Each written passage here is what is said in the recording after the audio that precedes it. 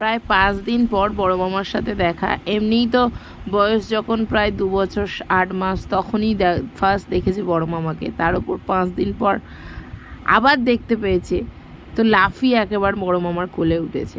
তো যাই হোক, এখন আমরা চলে এসেছি 4 জন মিলে সাউথ সিটিতে। ভাইয়ের বিয়ের আগে সম্ভবত এটা আমাদের শেষ বড় ধরনের কোনো শপিং, এরপর আর কোন কেনাকাটা আমাদের করতে হবে না আশা করছি, কিন্তু দেখা যাবে আবার হলুদের আগের দিন ছুটতে হয়েছে কিছু না কিছু জিনিসের জন্য। তো এখন দুটো লোকের আর কেনাকাটা বাকি আছে, সেটা হচ্ছে আমার ইকরাম আর ইকরামের বড় মামা। তো ওদের দুজনের কেনাকাটার জন্য স্পেশালি আমরা আর এদিক ওদিক না ঘুরে চলে এসেছি সাউথ সিটিতে। তো ঘড়িতে এখন বাজে প্রায় 12টা। আমাদের আসতে একটু লেট হয়ে গেছে, ওরা একটু আগে চলে এসেছিল।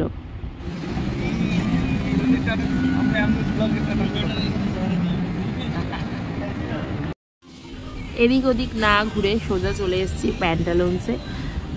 ইকরামের জন্য একটা পার্টি ওয়্যার নিতে হবে, যেটা ও মামা ছোটো মামা রিসেপশনে পরবে। তো সেই জন্যই চলে এসেছি প্যান্টালুন্সে। আশা ছিল প্যান্টালুন্স থেকে আমি পাবো না যেটা আমি চাইছি, অ্যাজ ইউজুয়াল পাইনি, কিন্তু বাকি যা নেওয়ার ছিল টুপিটাকে নিয়ে ফেলেছি। আর সাউথ সিটিতে আসার মেন কারণ ছিল এক হচ্ছে জারা, আর দ্বিতীয়ত হচ্ছে ফার্স্ট ক্রাই। কিন্তু ফার্স্ট ক্রাই যে সাউথ সিটিতে নেই এই কথাটা আমি টোটাল ভুলেই গেছিলাম যখন সাউথ সিটি আসার প্ল্যান করেছি। তো যাই হোক, ইকরামের কেনাকাটা তো অসম্পূর্ণ থেকে যাবে, তবুও ঘুরে দেখছি যদি মনের মতো কিছু পেয়ে যাই নিয়ে নেব। তারপর চলে গেলাম স্ক্যাচার্সে, সেখান থেকে একটা দারুণ জুতো পছন্দ হয়েছে, সেটাও নিয়ে নিলাম। এবার যাব জারাতে, কারণ ইকরামেরটা একটু সাইড করে এখন চলে যাব জারাতে, কারণ পর ওর হলে তারপর আমি নেব, এরকম করতে গেলে অনেকটা দেরি হয়ে যাবে। তো আমি যেতে চাইলাম জারাতে, কিন্তু কেউ রাজি হলো না, সবাই বলল আগে ইকরামেরটা কেনা হবে তারপর অন্যটা কেনা হবে। তো এখন তাই জন্য চলে যাচ্ছি মাদার কেয়ারে। আর যেহেতু আমরা একেবারে রোদের টাইমে মানে 12:30টার সময় মলে ঢুকেছি, দেখে মনে হচ্ছে যেন মলে হাতে গোনা 10-15 জন ঘুরপাক খাচ্ছি, তার মধ্যে আমরাই 4 জন আছি আর বাকি আশেপাশের লোকজন আছে।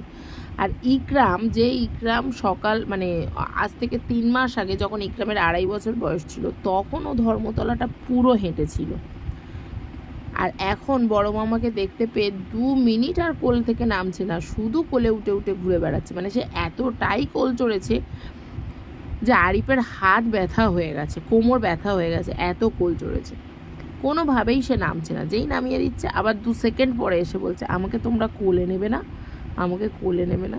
যাই হোক, ছোট বাচ্চা, ওর কি আর অত বোঝার ক্ষমতা আছে যে কষ্ট হচ্ছে? ও ভাবছে এটাই ওর কাছে আদর আর আবদার।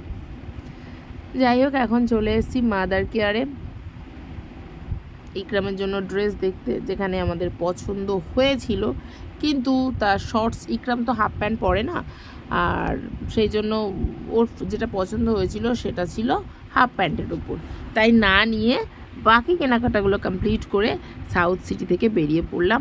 এখন আমরা যাব ধর্মতলাতে, তাই ক্যাব বুক করা হয়ে গেছে, ক্যাব আসার অপেক্ষায় আছি। ভিতরে বসে আছি ঠান্ডার মধ্যে, এসি তো অবশ্যই অন আছে, তো বাইরে প্রচণ্ড রোদ আর প্রচণ্ড গরম, মানে গরম জানা তার থেকে রোদ এত ঝাঁঝালো তীব্র রোদ যে স্কিনের যেখানে পড়ছে মনে হচ্ছে যেন পুড়ে যাচ্ছে।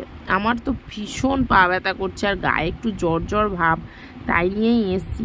সেই জন্য একটুখানি হেঁটেই পাটাগুলো এত ব্যথা করছে, আমি বসে পড়েছি। ওরা দাঁড়িয়ে দাঁড়িয়ে কী সব আলোচনা করছে আমি জানি না, আমার পা ব্যথা করছে, ধর্মতলায় গিয়ে আবার অনেকটা হাঁটতে হবে, সেই জন্য আমি এখন থেকেই আগে বসে পড়েছি।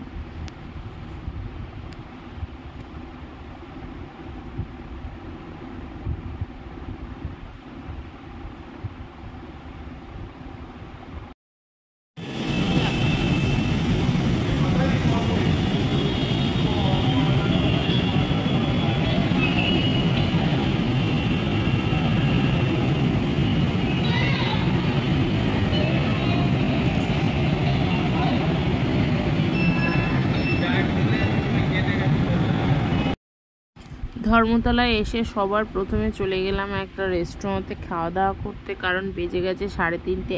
এত খিদে পেয়েছে যে কি বলবো, প্রত্যেকের খিদে পেয়েছে, তার উপর আমার তো মাথার যন্ত্রণা অলরেডি শুরু হয়ে গেছে। আমি তো সকাল থেকে কিছু খাইনি, শুধু 3টে স্লাইসের পেয়ারা খেয়েছিলাম, যেটা আবার ওরা কিনে এনেছিল। তো সেই জন্য এত খিদে পেয়েছে, আমি বললাম আমি আর পারবো না, আমাকে খেতেই হবে। তো মাথা যন্ত্রণা হলে আমার আর কেনাকাটা সবই মাথায় উঠে যাবে।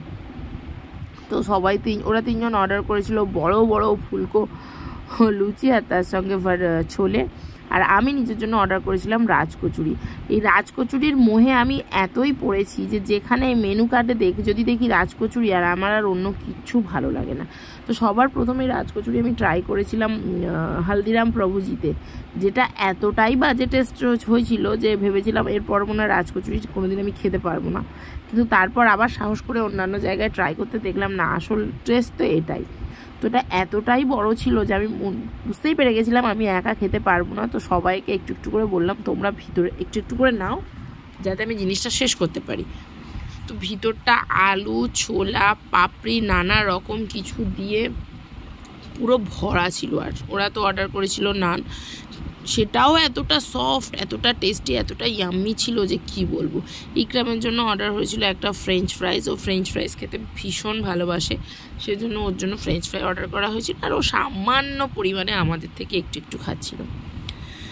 তো যেহেতু কেনাকাটা করতে গেছিলাম সেজন্য বেশি ভিডিও শ্যুট করতে পারিনি। আর এই হচ্ছে একটা খুব খারাপ ব্যাপার, যেটা আমি আমার চয়েস অনুযায়ী আইসক্রিম ফালুদা অর্ডার করেছিলাম, যেটার টেস্ট এতটাই বাজে কিন্তু এর প্রাইসটা অন্যটার থেকে ডবল।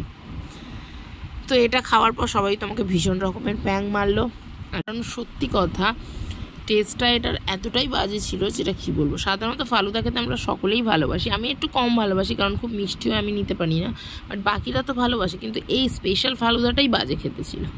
তো চলো আজকের মতো ভিডিওটা এখানেই শেষ করছি। ভিডিও ভালো লাগলে ভিডিওটিতে একটা লাইক দিয়ে দিও। দেখা হবে তোমাদের সাথে আবার নতুন একটা ব্লগে। ভালো থেকো, সুস্থ থেকো, বাই বাই।